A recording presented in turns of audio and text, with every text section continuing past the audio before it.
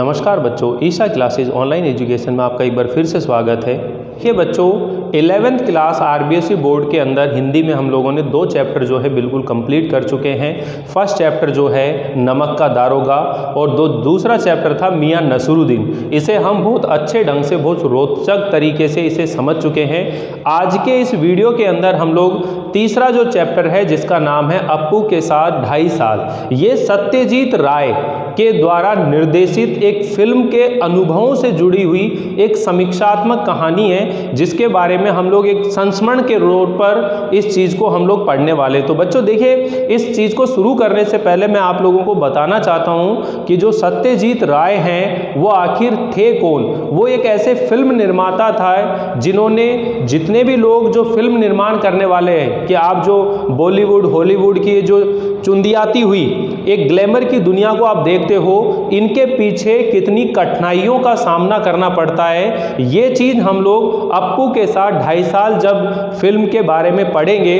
तब मैं आप लोगों को बताऊंगा। लेकिन उससे पहले हम लोग लेखक का परिचय देखिए। तो देखिए, सबसे पहले हम बात कर रहे हैं कि जो सत्यजीत राय हैं, ये भारतीय सिनेमा को एक कलात्मक ऊंचाई प्रदान करने वाले सत्यजीत राय जो हैं, इनका जन्म कब हुआ है बच्चों? 1921 ईस्वी के अंदर हुआ है। कब हुआ है इनका जन्म? 1921 ईस्वी में हुआ है। और कहाँ हुआ है? कोलकाता, यानी कि उस समय उसका कोलकाता था, लेकिन अब क्या बोलते हैं इसको? कलकत्ता बोलते हैं। तो कुल मिलाकर आप ये नाम याद रखेंगे, कोलकाता में उसका जो जन्म हुआ था, यानी कि भारतीय सिनेमा को एक कलात्मक ऊंचाई प्रदान की। कलात्मक ऊंचाई का मतलब है उसे एक नया रूप देने की कोशिश की गई कि किसी फिल्म के अंदर दृश्यों की कंटिन्यूटी का कितना महत्व होता है, किसी कला को उभारने के लिए कितना प्रयास करना पड़ता है। इन्होंने बहुत अच्छे ढंग से चीज़ें सिखाई। तो इन्होंने भारतीय सिनेमा को एक कलात्मक ऊंचाई प्रदान करने वाले लेखक के रूप में जाने जाते हैं सत्यजीत राय। और इनका जन्म जो है सन 1921 ईस्वी में कोलकाता में हुआ था। इन्होंने अपनी प्रतिभा के बल पर कई फिल्मों का निर्देशन किया है, यानी कि ये जो सत्यजीत राय हैं, इन्होंने अनेक फिल्मों का जो है निर्देशन किया है, डायरेक्शन किया है। उन फिल्मों के अंदर कौन कौन सी फिल्म है देखिए बच्चों, एक का नाम है अपराजिता, एक नाम है महानगर, अप्पू का संसार, जलसा घर, देवी चारुलता, ठीक है, गोपी गायन, बाका बायन, पथेर पांचाली।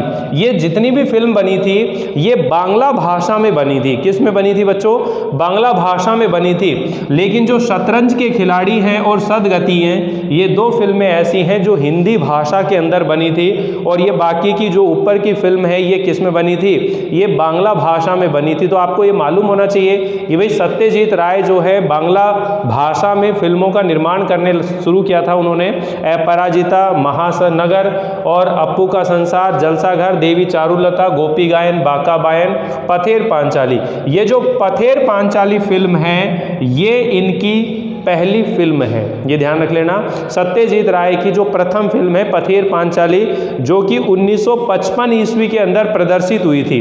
1955 के अंदर इसे सिनेमा घरों के अंदर प्रदर्शित किया था। और ये जो पथेर पांचाली फिल्म है, इसी का एक कैरेक्टर है अप्पू, ठीक है। अप्पू और दुर्गा 2 कैरेक्टर होते हैं। तो अप्पू के साथ 2.5 साल का मतलब है कि जब लेखक इस फिल्म को बनाना शुरू किए थे तो उसे मालूम नहीं था कि ये फिल्म को बनाते बनाते 2.5 साल का समय लग जाएगा, ठीक है। तो इसी के ऊपर हम लोग चर्चा करेंगे कि उन्हें 2.5 साल का समय क्यों लगा फिल्म बनाने में, क्या क्या कठिनाइयाँ आई थी फिल्म बनाने में। और जो फिल्मकार हैं, जो लोग फिल्म बनाना जानते हैं या जो बनाते हैं, उनको एक फिल्म निर्माण के लिए एक अच्छी समझ विकसित करने की कोशिश की है सत्यजीत राय ने।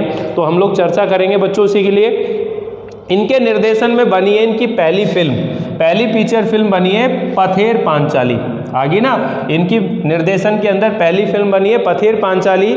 और ये पथेर पांचाली जो फिल्म थी ये बांग्ला भाषा में बनाई गई थी, बांग्ला भाषा के अंदर निर्मित थी। और इसका प्रदर्शन कब हुआ था? 1955 ईस्वी के अंदर ये सिनेमा घर में दिखाई गई थी।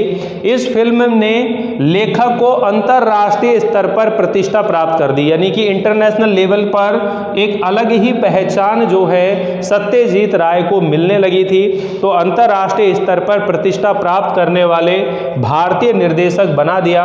और इनकी जो अधिकतर फिल्में हैं, सबसे बड़ी विशेषता है इनकी जो ज़्यादातर फिल्में हैं वो साहित्यिक कृतियों पर, यानी कि जो साहित्य की रचनाएं होती हैं, साहित्य की जो रचनाएं होती हैं, उपन्यास होते हैं, उनके ऊपर आधारित होती है। इनकी सबसे बड़ी खास बात है कि आज आप फिल्म जगत देख रहे हो कि फिल्म निर्माता जो निर्देशक हैं वो किसी भी टॉपिक को लेकर फिल्में बना देते हैं। उन्हें इस बात से मतलब नहीं होता है कि उन फिल्मों का प्रभाव समाज के ऊपर कितना बुरा पड़ेगा, कितना खराब पड़ेगा। उन्हें तो केवल पैसे कमाने से मतलब होता है। वो ये नहीं देखते कि फिल्म के अंदर किसी कला को किस ढंग से प्रदर्शित किया जाए या ना जाए, ठीक है। लेकिन जो सत्यजीत राय हैं, इन्होंने जितनी भी फिल्में बनाई थी वो साहित्यिक रचनाओं पर बनाई थी, और साहित्यिक जो रचनाएं हैं उनसे समाज में कुछ ना कुछ शिक्षा देने की कोशिश करी।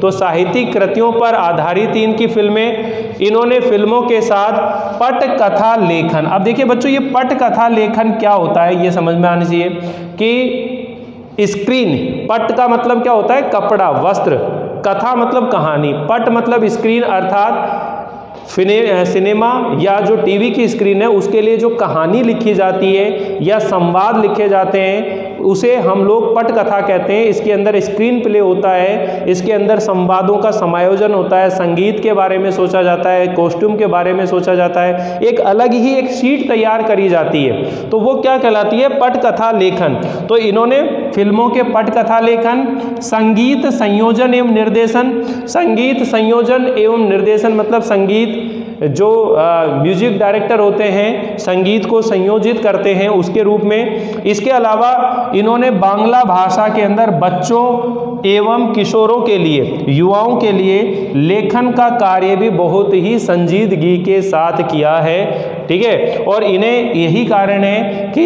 इन्हें बहुत सारे पुरस्कार मिले हैं। एक तो फ्रांस सरकार के द्वारा इन्हें लेजेंड डी ऑनर, फ्रांस सरकार के द्वारा इनको दिया गया था लेजेंड डी ऑनर पुरस्कार, और इनके जीवन की उपलब्धियों पर, पूरे जीवन की उपलब्धियों पर इन्हें ऑस्कर और भारत रत्न जो है ये सम्मान इनको दिया गया था। इसके अलावा भी फिल्म जगत के जितने भी महत्वपूर्ण सम्मान हैं वो इनको प्राप्त हो चुके हैं, और इनका जो निधन है सन 1992 ईस्वी के अंदर हुआ था बच्चों। या इसके अलावा देखिए इन्होंने कुछ रचनाएं भी लिखी हैं, और उसमें एक महत्वपूर्ण रचना है प्रोफेसर शंकु के कारनामे, सोने का किला, जहांगीर की स्वर्ण मुद्रा और बादशाही अंगूठी, ये इनकी प्रमुख रचनाएं हैं। तो देखिए ये छोटा सा एक परिचय है, आपके एग्जाम में परिचय नहीं पूछा जाएगा, इसलिए मैं आप लोगों को ज़्यादा विस्तार से इस चीज़ को नहीं सिखा रहा। आप लोग नॉर्मली जो जानकारी है वो आपके पास होनी चाहिए कि हाँ ठीक है कि हमारे जो भी राइटर हैं वो हमें याद होने चाहिए। जैसे मैं आपसे बात करूँ, सबसे पहले चैप्टर में जो लेखक था उसका नाम क्या था, तो आपको याद होना चाहिए मुंशी प्रेमचंद जी थे। तो मुंशी प्रेमचंद जी के बारे में जो थोड़ी बहुत जानकारी है वो आपको पास जरूर होनी चाहिए। फिर हम लोगों ने दूसरा चैप्टर पढ़ा मियाँ नसरुद्दीन, तो उसकी लेखिका कौन थी, कृष्णा सोबती जी, कौन थी, कृष्णा सोबती। और जो तीसरा चैप्टर हम लोग पढ़ने जा रहे हैं अप्पू के साथ 2.5 साल, इसके लेखक का नाम क्या है बच्चों, सत्यजीत राय। और सत्यजीत राय जो है कहाँ इनका जन्म हुआ था, कोलकाता के अंदर जन्म हुआ था। तो इस तरह की चीज़ें आप ध्यान रखेंगे। मैं देखिए बहुत आसानी से इसको दोबारा समझ लिए कि भारतीय सिनेमा को एक कलात्मक ऊंचाई प्रदान करने वाले निर्देशक या व्यक्ति के रूप में जिस व्यक्ति को पहचान मिली वो कौन है, सत्यजीत राय। और उनका जन्म कब हुआ है, सन 1921 के अंदर उनका क्या हो गया, जन्म हुआ, कलकत्ता में हुआ। और उन्होंने अपनी प्रतिभा के बल पर कई फिल्मों का क्या किया, निर्देशन किया है, जिसमें अपराजिता, महानगर, अप्पू का संसार, जलसाघर, देवी चारुलता, ठीक है। और इनकी जो पहली फिल्म बनी है वो उसका नाम क्या है बच्चों, पथेर पांचाली। जो ये चैप्टर है हम लोग पढ़ने वाले अप्पू के साथ 2.5 साल, ये उनकी पहली फिल्म पथेर पांचाली के अनुभवों से जुड़ा हुआ एक छोटा सा संस्मरण है कि इस फिल्म को बनाने के लिए 2.5 साल का समय लग गया था। तो देखिए बच्चों, जब लेखक यानी कि निर्देशक सत्यजीत राय इस पथेर पांचाली फिल्म को बना रहे थे तो उन्हें खुद को भी मालूम नहीं था कि ये जो फिल्म है इसको बनाने में 2.5 साल लग जाएंगे।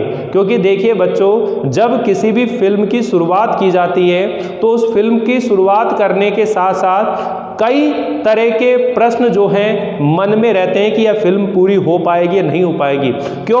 क्योंकि उस फिल्म के अंदर बहुत सारे कैरेक्टर होते हैं, उन कैरेक्टरों के साथ में कोई भी मिस हैपनिंग, कोई भी घटना उनके साथ घट सकती है। अगर सपोज करिए फिल्म बन रही है और फिल्म का जो हीरो है अगर उसका एक्सीडेंट हो जाता है या कोई बीमार हो जाता है या कोई और तकलीफ हो जाती है तो फिल्म बीच में ही रुक जाती है। कई बार ऐसा हुआ है बॉलीवुड में, हॉलीवुड में कि फिल्म जो है आधी से ज़्यादा निर्मित हो गई, आधी से ज़्यादा फिल्में बन गई, लेकिन फिर भी उस फिल्म को बीच में बंद करना पड़ा क्योंकि उसका जो लीड रोल है, उनके जो मेन कैरेक्टर है, उनके साथ कोई ना कोई घटनाएं घट गई होती हैं। तो ये जो फिल्म की हम लोग अनुभव पढ़ेंगे संस्मरण के तौर पर कि अप्पू के साथ 2.5 साल, तो ध्यान दीजिएगा पहला क्वेश्चन ये आएगा कि अप्पू के साथ 2.5 साल यानी कि उसे ये फिल्म बनाने में, पथेर पांचाली फिल्म बनाने में 2.5 साल का समय क्यों लग गया। तो आप ये बताएंगे कि जो फिल्म को बनाने वाले निर्देशक थे सत्यजीत राय, वो एक विज्ञापन कंपनी में काम करते थे, समय और धन की कमी रहती थी, इसलिए जो फिल्म है उसकी शूटिंग रोज रोज नहीं होती थी। ठीक है, साथ ही उस फिल्म को बनाते समय कई फिल्म के जो कैरेक्टर थे उनकी समस्याओं के कारण से इस फिल्म को बनाने में करीब 2.5 साल का समय लग गया था। तो ये पहला ही क्वेश्चन है कि पथेर पांचाली फिल्म को बनाने में 2.5 साल का समय क्यों लगा। तो आप इस प्रश्न का उत्तर बड़े आसानी से दे सकते हैं कि पथेर पांचाली फिल्म को बनाने वाले जो निर्देशक है सत्यजीत राय, वो एक विज्ञापन कंपनी में काम करते थे और यही कारण है कि फिल्म की जो शूटिंग है वो रोज रोज नहीं होती है। धन और समय की कमी होने के कारण फिल्म की शूटिंग रोज नहीं होती थी। साथ ही इस फिल्म को बनाते समय फिल्म के कई पात्रों के साथ जो घटनाएं घटी थी उसके कारण से इस फिल्म को बनाने में करीब 2.5 साल का समय लग गया। ठीक है, तो देखिए जब फिल्म बनाते हैं तो फिल्म की शुरुआत करने से पहले उस फिल्म की जो कहानी होती है, उस कहानी के जो कैरेक्टर होते हैं, वो कैरेक्टर लेखक ने कैसे सोच रखे हैं, वो कैरेक्टर जो है हूबहू उसी तरह के मिलने चाहिए, तभी जो है वो फिल्म की जो कला है वो अच्छे से उभर कर आ सकती है। तो इस फिल्म की शुरुआत करने से पहले लेखक के सामने जो पहली समस्या आई थी वो ये समस्या आई थी कि फिल्म के अंदर जो अप्पू की भूमिका निभाने वाला जो बालक है उसको ढूंढने की तलाश, यानी कि उसकी तलाश जारी की गई कि वो ऐसा बालक मिले जैसी वो लेखक की कल्पना में था। तो इसके लिए लेखक ने क्या करा, जो अखबार थे उसमें विज्ञापन दिए गए। ठीक है, लेकिन बहुत सारे लड़के आए इंटरव्यू देने के लिए, लेकिन लेखक को वैसा लड़का नहीं मिला जैसा वो अप्पू की भूमिका के लिए चाहते थे। ठीक है ना, इसलिए ये समस्या जो है सही नहीं हो पाई। लेकिन अंततः एक दिन उनकी जो पत्नी है, सत्यजीत राय की जो पत्नी है, वो आकर बताती है कि पड़ोस में रहने वाला एक बालक है जिसका नाम क्या है, सुबीर बनर्जी। उनके पड़ोस में रहने वाला एक बालक है और उस बालक का नाम क्या है, सुबीर बनर्जी। याद रख लेना, सुबीर बनर्जी जो बालक है उसे क्यों नहीं देखते। तो जब सत्यजीत राय ने उस बालक को देखा तो वो बालक बिल्कुल फिट था अप्पू की भूमिका के लिए, इसलिए उस सुबीर बनर्जी को उस फिल्म के अंदर अप्पू का रोल दे दिया गया। समझ में आई ठीक बात। तो सबसे पहले ध्यान रखिए, अप्पू की भूमिका निभाने वाले बालक के ढूंढने के लिए क्या किया गया, अखबारों में विज्ञापन दिए गए। रोज विज्ञापन आते थे, इंटरव्यू होते थे, लेकिन लेखक को जैसा बालक चाहिए था वो बालक उसे नहीं मिला। इसी घटना में एक घटना ये भी होती है कि एक महाशय जो है वो अपनी जो लड़की है उस लड़की के बाल कटा करके और उसे वो ले आते हैं ताकि उसको अप्पू का रोल मिल जाए। लेकिन जब लेखक उससे बात करते हैं और नाम पूछते हैं तो लड़की नाम बताती है टिया, और उसका ये भंडाफोड़ जो है ये खुल जाता है। तो जो वो व्यक्ति होता है वो सोचता है कि मैं तो ये सोचकर आ गया कि इसको अप्पू का रोल मिल जाएगा। ठीक है, तो यहाँ पर बहुत गड़बड़ होती है। लेकिन उनकी जो पत्नी है वो बताती है कि पड़ोस में रहने वाला जो लड़का है उसे क्यों नहीं देखते आप लोग। तो उसको देखते हैं तो पता लगता है कि ये लड़का जो है बिल्कुल फिट है इस रोल के लिए, और उसे अप्पू की भूमिका के लिए उसको नियुक्त कर लिया जाता है। और उस लड़के का नाम क्या था, सुबीर बनर्जी। ठीक है, क्या नाम था बच्चों? सुधीर बनर्जी। तो ये अप्पू की होगी, ठीक है। अप्पू और दुर्गा भाई बहन है। तो अप्पू और दुर्गा जो है भाई बहन है। इन दोनों को लेकर के जो लेखक है फिल्म की शूटिंग करने जाता है। तो फिल्म की शुरुआत के अंदर ये गड़बड़ हो जाती है इनके साथ। अब फिल्म की शूटिंग करने चल गए और फिल्म की शूटिंग करने की शुरुआत में क्या हो जाती है? एक गड़बड़ हो जाती है। गड़बड़ क्या हो जाती है? कलकत्ता से 70 मील दूर, कलकत्ता से 70 मील दूर एक पालसीट गांव का नाम क्या है बच्चों? पालसीट नामक गांव में रेल की जो पटरियां होती हैं, उन रेल की पटरियों के पास में एक कांस के फूलों का मैदान था। उस पर एक दृश्य फिल्माना था। पूरा ढंग से समझ लीजिए, मैं आपको क्वेश्चन वाइज सारी चीज़ें क्लियर कराता हुआ चल रहा हूँ, फिर हम लोग चैप्टर को समझ लेंगे। चैप्टर बहुत आसानी से आपको समझ में आ जाएगा, ठीक है। तो यहाँ जो मैं स्टोरी आपको सुना रहा हूँ उसको समझने की कोशिश करिए कि फिल्म की शुरुआत में ही एक गड़बड़ हो जाती है।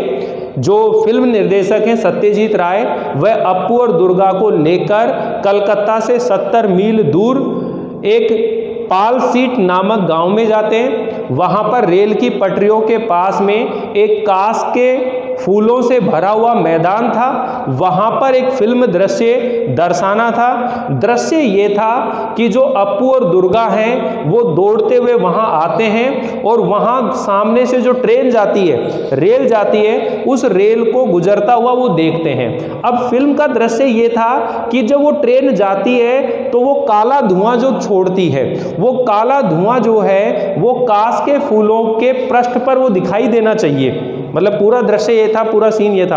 आपको मैं एक एक सीन जो है मतलब फिल्म निर्देशक की तरह समझा रहा हूं कि भाई ये रोल है और आपको ये करना है और इसमें ये चीज दिखाई जाएगी, ठीक है। क्योंकि आपके जो क्वेश्चन बनेंगे इसके अंदर बच्चों वो इसी टाइप के बनेंगे। तो आप ये ध्यान रख लीजिए कि जो अप्पू और दुर्गा हैं वो दोनों कांस के फूलों का जो मैदान है। अब आप कहेंगे सर ये कांस के फूल क्या होते हैं, कैसे दिखते हैं? तो आप देखिए जिनसे मुड्डे बनते हैं ना, यानी कि जिन पर बैठने के लिए वो मुड्डे बनते हैं, जिनको सिंटे भी बोलते हैं, फेड़ा भी बोलते हैं, तो उन्हीं का जब वो उगते हैं तो उनके अंदर जो फूल आते हैं उनको कांस का फूल बोलते हैं, ठीक है। यहाँ मैं एक दृश्य बीच में लगा दूंगा जिससे कि आपको दिख जाए ये कांस के फूल क्या होते हैं। तो देखिए बच्चों, कांस के फूलों के मैदान में वो अप्पू और दुर्गा भागकर वहां पर आते हैं और खड़े हो जाते हैं और खड़े होकर वहां से जो ट्रेन जाती है उस ट्रेन को वो देखते हैं। अब ट्रेन में से जो पहले तो क्या चलता था, इंजन वाले जो कोयले वाला इंजन होता था तो उसका जो काला धुआं है वो निकलता था। अब लेखक ये चाहता था कि वो जो काला धुआं है जब आसमान में उड़े तो उसकी जो परछाई है वो कांस के फूलों के ऊपर दिखाई दे, ठीक है। ये दृश्य फिल्माना था, लेकिन इस फिल्म के दृश्य को आधा ही फिल्माया और बाकी का दृश्य बाद में फिल्मा लेंगे, ऐसा सोचकर वो वहां से चले गए। लेकिन जब 7 दिन के बाद दोबारा वहां लौट कर आए तो देखा कि कांस के फूलों को पशु चर गए। वहां कांस के फूल नहीं थे, गायब हो गए।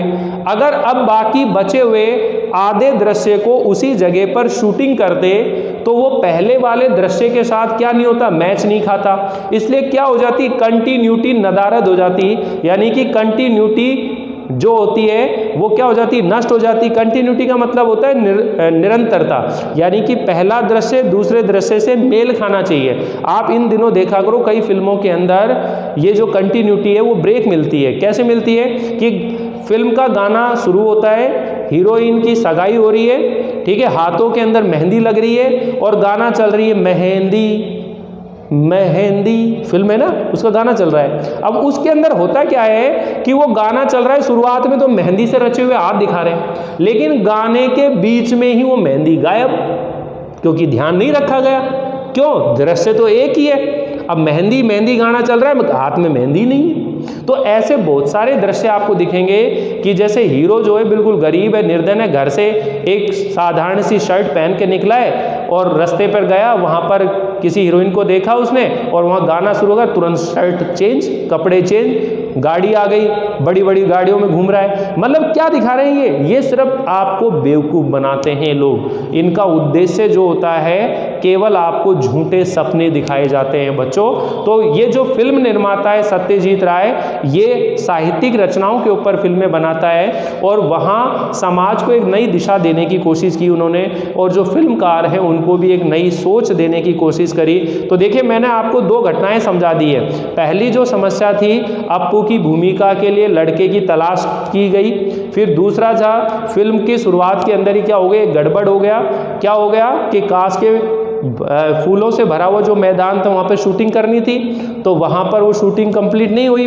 ठीक है, तो इसलिए उनको 1 वर्ष का दोबारा इंतजार करना पड़ा और अगली साल जब शरद ऋतु में वो मैदान फिर से कांच के फूलों से भर गया तो फिर उस बाकी बचे हुए दृश्य को वहाँ पर क्या किया गया, पूरा किया गया। समझ में है ना, इस तरह वो फिल्म की शूटिंग हुई। अब देखिए तीसरी गड़बड़ क्या होती है इस फिल्म के अंदर, यानी कि ये उपन्यास के ऊपर आधारित है, तो उस उपन्यास के अंदर एक भूलो नामक कुत्ता होता है। क्या होता है बच्चों, भूलो नामक एक कुत्ता होता है, और उस भूलो नामक कुत्ता जो है उसका दृश्य क्या होता है कि वो एक बचा हुआ जो भात होता है वो खाता है।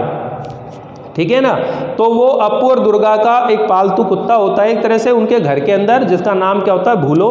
अब होता क्या है, उस भूलो नामक कुत्ते की तलाश की जाती है, गांव के अंदर से ये कुत्ता मिल जाता है। ठीक है, जो भूलो नामक कुत्ता की भूमिका है उसके लिए कुत्ता ले लिया जाता है। अब वहाँ उसके साथ में फिल्म के दृश्य फिल्माए जाते हैं, लेकिन वहाँ पर भी वही बात होती है कि वो दृश्य पूरा नहीं हो पाता है। धन और समय की कमी होने के कारण शूटिंग को बीच में रोक दिया जाता है और उन्हें वापस चले जाते हैं। जब वो 6 महीने के बाद फिर से दोबारा शूटिंग करने जाते हैं तो पता चलता है वो भूलो नामक जो कुत्ता था वो मर चुका है।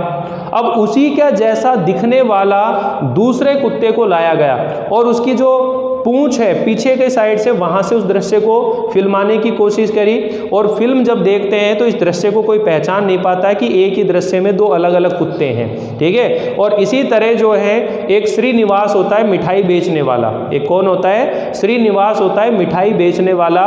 तो वो भी जो है आधे दृश्य के बाद में क्या हो जाता है, उसका देहांत हो जाता है। ठीक है, तो फिर एक दूसरे व्यक्ति को लाया जाता है जिसके एक पहले वाला जो दृश्य था उसके अंदर वो आता हुआ दिख रहा है, पहले शूट हो चुकी थी, लेकिन अब जब जाता है तो उसकी पीठ से उस दृश्य को दिखा दिया जाता है। तो बच्चों कहने का मतलब है कि जिन फिल्मों को आप देखते हो उन फिल्मों को बनाने के अंदर कितनी सारी कठिनाइयों का सामना करना पड़ता है, किस तरह की दिक्कतें हमारे सामने आती हैं, ये जो लेखक है सत्यजीत राय इसके अंदर वो सब बता रहा है कि फिल्म के अंदर फिल्म जब तक बनती नहीं है वो एक अबूझ पहेली के तौर पर रहती है।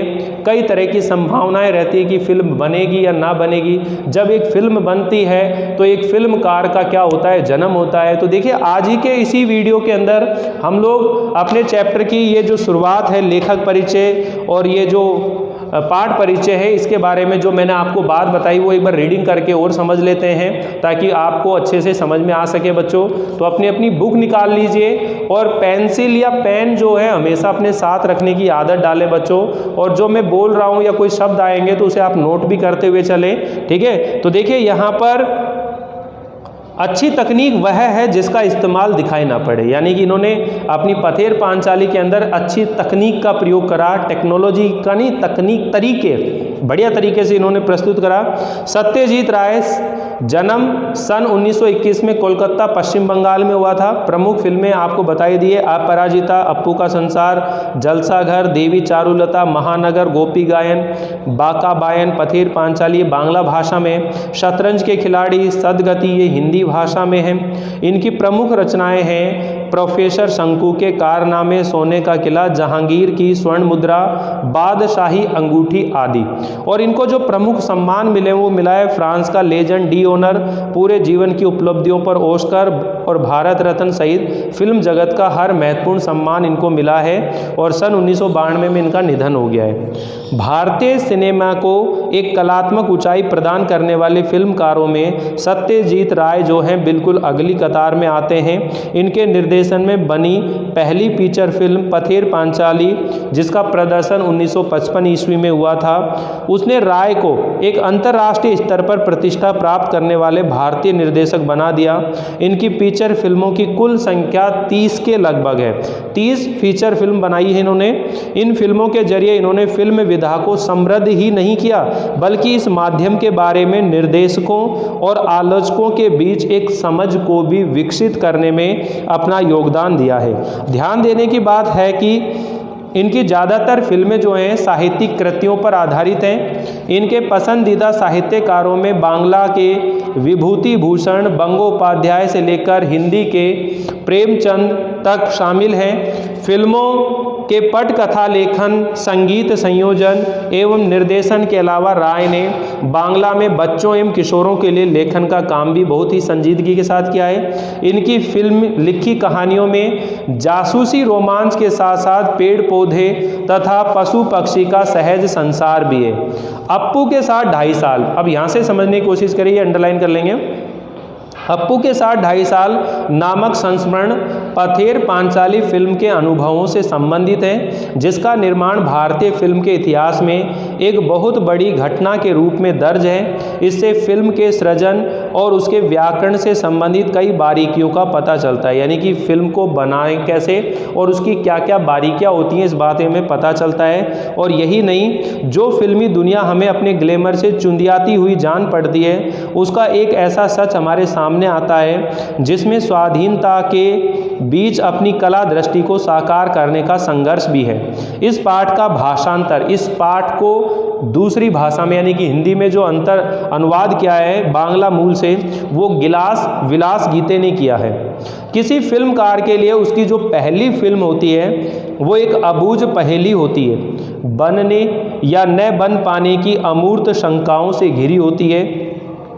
फिल्म पूरी होती है तो फिल्मकार का जन्म लेता है। अपनी पहली फिल्म की रचना के दौरान हर फिल्मकार का अनुभव संसार इतना रोमांचकारी होता है कि वह उसके जीवन में बचपन की स्मृतियों की तरह हमेशा जीवंत बना रहता है। इस अनुभव संसार में दाखिल होना उस बेहतरीन फिल्म से गुजरने से कम नहीं है। तो देखिए बच्चों, आप लोग इस पाठ के अंदर अप्पू के साथ 2.5 साल इस फिल्म को देखेंगे और इस फिल्म के कई दृश्य जो हैं मैं आप लोगों को दिखाने वाला हूं। तो आप लोगों को ये चैप्टर कैसा लगा मुझे ज़रूर बताइएगा। आपको अगर ये चीज़ें समझ में आ गई हो तो लाइक कीजिएगा, कमेंट कीजिएगा, और अगर चैनल को सब्सक्राइब नहीं किया हुआ है तो आप सब्सक्राइब जरूर कर लीजिए ताकि आपको समय पर नोटिफिकेशन मिलते रहें। तो मिलते हैं अगले लेक्चर में, इस चैप्टर को पढ़ेंगे और इसके फिल्म के जो दृश्य हैं उनको भी हम देखते हुए चलेंगे। Thank you, bye.